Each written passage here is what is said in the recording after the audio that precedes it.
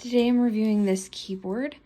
I bought this because I just have a laptop that I have it connected to. And I wanted something, because my laptop is up on a stand, I wanted something I could just have down comfortably to type with.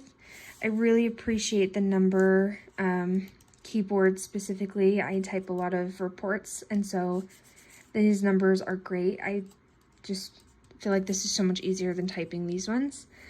The keyboard can be Bluetooth, or it has a little chip that it comes with.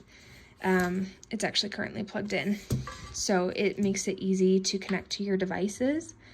The keyboard itself can be charged so that you actually don't have to have this plugged in when you're using this. It's just a charging option. It uses a C cable.